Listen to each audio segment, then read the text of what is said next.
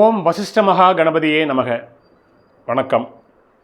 SK ஜோதிடத்தின் வாயிலாக உங்களை சந்திப்பதில் பெருமகிழ்ச்சி அடைகின்றேன். இன்றைய ஜோதிடம் சார்ந்த பதிவு, ராகு பகவான் சூரியனுடன் இணைவதால் எந்த மாதிரியான நன்மைகள் கிடைக்கும், எந்த மாதிரியான தீமைகள் கிடைக்கும் என்பதை பற்றி ஒரு பார்வை. ராகு பகவான், நான் ஏற்கனவே நம்மளுடைய வீடியோவில் சொல்லியிருக்கிறேன், ராகு ஒரு நிழல் கிரகம், ஒரு பச்சோந்தி கிரகம், தனக்கென்று ஒரு நிலையான இடம் இல்லாத ஒரு கிரகம், பருப்பொருள் அற்ற கிரகம், இப்படி நம்ம பலவாறு சொல்லலாம். அதனால் இந்த ராகு பகவான் யாரோட இணைந்திருக்கிறாரோ அவருடைய பலன்களை, எந்த வீட்டில் இருக்கிறாரோ அவருடைய பலன்களை, யாரினுடைய பார்வையில் இந்த ராகு பகவான் இருக்கிறதோ அவருடைய பார்வை, அவருடைய பலன்களை, இப்படி எல்லாத்தையும் கலந்து தான் இந்த ராகு பகவான் தன்னுடைய தசாபுத்தி காலகட்டத்தில் அதை வெளிப்படுத்துவார் என்று தெரியும். ஆனால் பொதுவாக ராகு பிரம்மாண்டமான எண்ணங்களை, ஒரு மாய உலகத்தினை உருவாக்குபவர். ஒன்றுமே இருக்காது, நான் பெரிய ஆளும்பான், அதான் ராகு. தனிப்பட்ட முறையில் ராகு சொல்லணும்னா ஒரு நயவஞ்சகம், திருட்டுத்தனம், கள்ளத்தனம் சொல்லிட்டு இருக்கலாம். அடுத்தவர்களை ஏமாற்றி, அடுத்தவங்களை சீட்டிங் பண்ணி வாழ்க்கையில் முன்னுக்கு வரணும் அப்படிங்கிற ஒரு மாயத்தை, மாய தோற்றத்தை வெளிப்படுத்துவது தான் இந்த ராகு பகவான். எண்ணங்கள் ஒன்றுமே இருக்காது, குடிசை வீட்டில் தான் இருப்பான், ஆனால் நான் பெரிய ஆளு அப்படிங்கிற மாதிரி காட்டிப்பான், அவன் தான் ராகு. அப்போ இந்த ராகு பகவான் சூரியனோடு இணைந்தால் என்ன மாதிரியான பலன்களை கொடுப்பார்? சூரியனுடைய ஆதிபத்தியம், காரகத்துவத்தை இழுத்து ராகு செய்யும், இவ்வளோதான் விஷயம். சூரியனுடைய காரகத்துவம் என்ன? சூரியனுடைய பண்புகள் என்ன? ஆளுமை, எடுத்தோடனே ஆளுமைத்தன்மை, மெஜஸ்டிக் அப்பியரன்ஸ், ஒரு கம்பீரமான தோற்றத்தை கொடுப்பவர் சூரியன் ஒரு ஜாதகத்தில். முழுமையான ஆண் கிரகம், அதிகாரம், தன்னம்பிக்கை, தலைமை பண்பு, நிர்வாகத்திறன், அரசாங்க துறைகளில் ஈடுபாடு, இப்படி ஒரு அரசாங்கத்தினுடைய உயர்ந்த பொறுப்புகள், உயர்ந்த பதவிகள், இது எல்லாமே அந்த சூரியனுடைய காரகத்துவங்கள். இந்த சூரியன் ராகுவோடு இணையும் பொழுது, ராகு சூரியனோடு இணையும் பொழுது, சூரியனுடைய காரகத்துவம் நேர்மையான வழியில் கிடைப்பதை விட மறைமுகமான வழிகளில் ஆளுமை, அதிகாரம் கிடைப்பதற்கு போட்டி போடுவார் ஜாதகர். இதுதான் விஷயம். சூரியன் குருவோடு இணையும் பொழுது நீதி, நேர்மை, தர்மம், நியாயம், ஒழுக்கம், இந்த பண்புகளும் கலந்து அதோட ஆளுமைத்தன்மை, அதிகாரத்தன்மை நிற்கும். சரிங்களா? ஒரு ஒரு ஒரு அரசு பணியிலே இருக்கிறார்னு வச்சுப்போமே. இப்போ சூரியனும் குரு இணைந்திருக்குது, அரசு பணியில் இருக்கிறார் அப்படின்னு சொன்னால், நீதி தவறாதவர், நெறி தவறாதவர், ஆளுமைத்தன்மை, அதிகாரத்தை துஷ்பிரயோஜனம் செய்யாதவர், எந்த சூழலிலும் தன்னுடைய சரியான நிலையிலிருந்து மாறாதவர்.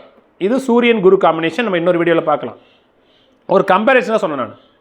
இதே இந்த சூரியன் ராகுவோடு இணையும் பொழுது அதே ஆளுமை, அதே அதிகாரம், அதே தலைமை பண்பு, எப்படியாவது அடுத்தவர்களை ஏமாற்றி நமக்கு முன்னாடி உள்ளவனை பின்னாடி இழுத்து போட்டு நம்ம முன்னாடி வரணும் அப்படிங்கிற ஒரு எண்ணத்தோற்றத்தை உருவாக்குபவர். தலைமையிடத்திற்கு வந்தே தீர வேண்டும் என்கின்ற ஒரு ஆவல் உருவாக்குபவர். அதற்காக எத்தனை பணம் வேணாலும், எவ்வளவு மனிதர்களை நம்ம பின்னுக்கு தள்ளாலும் பரவாயில்ல, நம்ம முன்னாடி வரணும் அப்படிங்கிற குறுக்கு வழியில் தலைமை பண்பையும், குறுக்கு வழியில் அதிகாரத்தையும், ஆளுமைத்தன்மையும் வெளிப்படுத்த விரும்புவர் இந்த சூரியன் ராகு இணைவு. கண்டிப்பாக சூரியன் ராகு இணைவின் பொழுது ராகுவால் சூரியனுடைய காரகத்துவம் பாதிக்கப்படும். தந்தைக்கும் இவருக்கும் சரியான உறவு முறைகள் இருக்காது, தந்தை வழி உறவுகளுடன் இவர் நெருக்கமாக இருக்க மாட்டார், சொல்லிகிட்டே இருக்கலாம். இப்போ ஃபார் எக்ஸாம்பிள், இப்போ சிம்ம லக்னம் வச்சுப்போம். லக்னத்திலே சூரியன் இருக்கிறார், லக்னத்தில் ராகு இருக்கிறார். இப்போ இந்த சூரியனுக்கும் ராகுக்கு இடையே ஒரு 6 டிகிரி இருப்பதை வச்சுப்போம். சரிங்களா? சூரியன் மக நட்சத்திரம் 4ஆம் பாதத்தில் இருக்கிறார், ராகு சுக்கிர நட்சத்திரனுடைய 1ஆம் பாதத்தில் இருக்கிறார். இப்போ இந்த இடத்துல பார்த்தீங்கன்னா சிம்ம ராசியில் நமக்கு தெரியும், மக நட்சத்திரம் 4 பாதங்கள், பூர நட்சத்திரத்தினுடைய 4 பாதங்கள், உத்தரத்தினுடைய முதல் பகுதி சிம்மத்தில் இருக்கும் இல்லையா? மகம் பூரம் உத்தரத்தினுடைய முதற்கால் கொண்டது சிம்மம் அப்படி நம்ம சொன்னோம். இப்போ இந்த மகத்தில் மகம் 1, 2, 3, 4வது பாதத்தில் சூரியன் இருப்பதாகவும், மகத்தினுடைய அடுத்தது வருகின்ற பூர நட்சத்திரத்தினுடைய முதல் பாதத்தில் ராகு பகவான் இப்போ வச்சுப்போம். 2 கிரகங்களும் வெவ்வேறு நட்சத்திர பாதங்களில் இருந்தாலும் கூட சூரியனுக்கு ராகுக்கு இடையே உள்ள தொலைவு பார்த்தீங்கன்னு வச்சிங்களேன் மிக நெருக்கி இருக்கும். சரிங்களா? இது இன்னும் ஒரு 4 டிகிரி கூட வச்சுங்க, 4 டிகிரி 4.25 டிகிரி. அப்போ இந்த நேரத்தில் பார்த்தீங்கன்னா ராகுவால் சூரியன் கடுமையாக பாதிக்கப்பட்டிருக்கின்றார். ராகுவால் சூரியன் பிடிக்கப்பட்டிருக்கின்றார். இது ஒரு கிரகண தோஷம். இது ராகுவால் சூரியன் கிரகணமாயிருக்கு, சூரியனுடைய ஒளி மறைக்கப்பட்டிருக்கு. அப்போ லக்ன பாவகம் கெட்டிருக்கு. இந்த இடத்துல ராகுக்கு வீடு கொடுத்த கிரகம் சூரியன் அங்கே ஆட்சியாக இருக்குது. அப்போ சூரியன் பாதிக்கப்படலை அப்போ எடுத்துக்கூடாது. அப்போ இந்த மாதிரி காலகட்டத்தில் நம்ம சூரியன் ராகு இணைவு அப்படிங்கிறத விட இந்த காலகட்டத்தில் எந்த தசா புத்திகள் நடப்பில் இருக்குன்னு பாருங்கள். சூரிய செவஞ்சுனா போச்சு. சிம்ம லக்னம், லக்னத்தில் சூரியன், லக்னத்தில் ராகு, சூரியன் பாதிக்கப்பட்டிருக்கு. இந்த நேரத்தில் சூரிய மகாதசை வந்ததுன்னா தப்பு.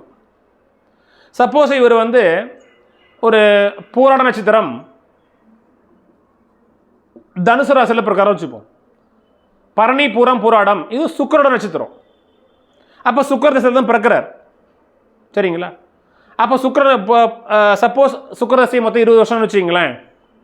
அதில் ஒரு 19 ஆண்டு காலம் சுக்கிர தசை நடக்குது. ஒரு 20 வயசு ஆரம்பிக்கும் பொழுது இவருக்கு சூரிய தசை வருதுன்னு சொன்னால் கண்டிப்பாக அந்த 20லிருந்து 26 வயசு வரல வருகின்ற அந்த சூரிய மகாதசை நிச்சயமாக ஜாதகரை பாதிக்கும். இன்னும் சொல்ல போனால் சின்ன வயசுலேயே சூரிய தசை வந்துச்சுன்னு சொன்னால் தந்தையே பாதிக்கும், ஜாதகருக்கு உடல்நல பாதிப்புகளை ஏற்படுத்தும். அப்போ என்ன சூரிய தசை என்ன ஆகும்னா ராகுவால் சூரியன் கடுமையாக பாதிக்கப்பட்டிருப்பதால் ஜாதகருக்கு உடல்நலம் சார்ந்த வகைகளில் பாதிப்பு ஏற்படுத்தும். சரிங்களா? அவருடைய சிந்தனை, அவருடைய எண்ணம், அவருடைய செயல், அவருடைய மனம் எல்லாமே பாதிக்கப்படும். ஏன்னா லக்னம் என்பது ஜாதகர். சரிங்களா? அவருடைய பெயர், புகழ், கௌரவ, அந்தஸ்து எல்லாம் பாதிக்கப்படும். ஆளுமைத்தன்மை மிக்க இடத்துல இருக்க விரும்புவார். ஆனால் ராகுவால் அது பாதிக்கப்படுவதனால இவர் ஆளுமைத்தன்மை மிக்கவராக இருக்க விரும்புவார், அதிகாரம் மிக்கவராக இருக்க விரும்புவார், தலைமை பண்பு விரும்புவார். அது எதுவுமே அவர் கிடைக்காது. அப்போ மனசு நொந்து வேதனைப்பட்டு கஷ்டப்பட்டு இருப்பார். இப்போ இந்த இடத்துல சப்போஸ் இங்கிருந்து குரு பார்க்குதுன்னு வச்சுங்களேன். அப்போ சூரியன் ராகு இணைவு எப்படி குரு பார்த்ததுன்னா அதுக்கு ஒரு பலன், குரு பார்க்கலன்னா அதுக்கு ஒரு பலன். குரு பார்க்கும் பொழுது குரு இங்கே சப்போஸ் ஒரு 5 டிகிரியில் இருக்குன்னு வச்சுப்போம். அப்போ குருவோடைய பார்வை முழுமையாக சூரியனுக்கு ராகுக்கும் கிடைக்குது, லக்னத்துக்கும் கிடைக்குது. அப்போ லக்னம், லக்னாதிபதி, ராகுக்கு 3க்குமே இந்த சிம்ம லக்னத்துக்கு சுபரான குருவோடைய பார்வை அங்கே இருக்கும் பொழுது நிச்சயமாக சூரிய திசையும் நல்லாயிருக்கும், ராகு மக திசையும் நல்லாயிருக்கும். நான் இதைத்தான் நான் முதலே சொன்னேன். நான் சூரியன் ராகு சேர்க்கை எப்படி இருக்கும் என்று கேட்பதை விட சூரியன் அங்கே, ராகு அங்கே எந்த நிலைமையில் இருக்கின்றார், யாருடைய பார்வையில் இருக்கின்றார் என்பதை பார்த்து தான் நம்ம விளக்க சொல்லணும். சரிங்களா? இப்போ இந்த நேரத்தில் உங்களுக்கு ராகு மகதசை வந்தாலும் நிச்சயமாக மிகப்பெரிய யோகத்தை கொடுக்கும். ஏன்னா ராகு சூரியனை போல செயல்படும். ராகுவிற்கு குருவுடைய பார்வை கிடைச்சிருக்குது. ஏற்கனவே இந்த சந்திரன் வளர்பிறை சந்திரன், இது ஒரு சுபகிரகம்.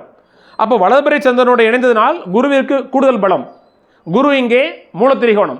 அப்போ இவ்வளோ பலம் பொருந்த நிலையில் முழு ஒளித்தன்மையுடன் இந்த குரு லக்னத்தை பார்க்கும் பொழுது, லக்னத்தில் பிறந்த ராகுவுக்கு கிடைக்கும் பொழுது ராகு மகாதிசை நிச்சயமாக இந்த சிம்ம லக்னத்திற்கு யோகத்தை கொடுக்கும்.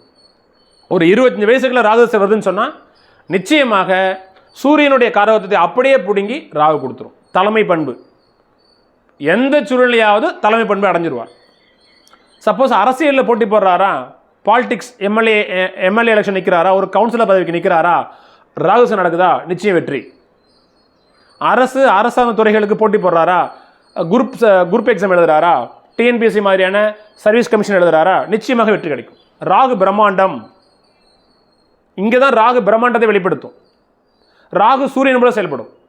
சூரியன் ஆளுமைத்தன்மையும் அதிகாரத்தையும் தலைமை பண்பையும் மதிப்பவர், விரும்புபவர். ராகு எப்படியாவது அதை அடையணும்னு நினைப்பார்.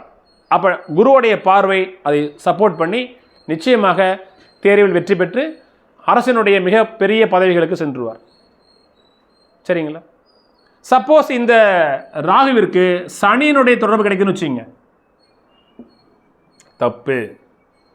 அப்போ குருவோடைய பார்வை நன்மையை செய்தாலும் கூட சனியினுடைய பார்வை அங்கே ஒரு கலப்பு பலன்களாக போயிடும். அப்போ சனியினுடைய பார்வை எத்தனை டிகிரியில் இருக்குதுன்னு பார்க்கணும், குருவோடைய பார்வை எத்தனை டிகிரியில் இருக்குன்னு பார்க்கணும், குருவோடைய நிலை இங்கே பார்க்கணும். இது எல்லாத்தையும் பார்த்து தான் நம்ம வந்து பலன் சொல்லணும். ஸோ பொதுவாக சூரியன் ராகு இணைவு என்பது தவறு. ராகு எந்த கிரகத்துடன் இணைந்தாலுமே அந்த கிரகத்தினுடைய ஆதிபத்தியம் காரகத்துவத்தை எடுத்து தன்னுடைய தசாபுத்தி காலகட்டங்கள் செய்யும். சரிங்களா? இந்த நேரத்தில் இவருக்கு ராகு தசையும் வரல அப்படின்னு சொன்னால், சூரிய தசையும் வரலன்னு சொன்னால், இந்த லக்னத்தில் அமர்ந்த ராகு கேதுவை பற்றி நீங்கள் யோசிக்கவே தேவையில்லை. சரிங்களா? இவர் பிறக்கும் பொழுதே குருமக தசையில் பிறக்கிறாரு வச்சுக்குவோம். இவர் பிறக்கும் பொழுது சப்போஸ் குருமக தசையில் பிறக்கிறாருன்னு சொன்னால், குரு திசை, சனி திசை, புதன் திசை, கே திசை, சுக்கிர திசை இதெல்லாம் முடிஞ்சு தான் இவருக்கு சூரிய திசை வரும். சரிங்களா? ராகு திசை வரவே வராது.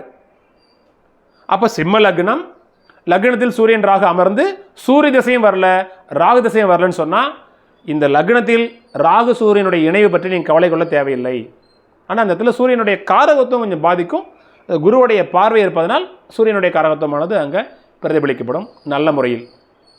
சரிங்களா? ஸோ அதனால் மற்றும் ஒரு வீடியோ பதிவில் சூரியனுடன் சந்திரன் இணைவதால் எந்த மாதிரியான நன்மைகள் கிடைக்கும் என்பதை பற்றி பார்க்கலாம். நன்றி, வணக்கம்.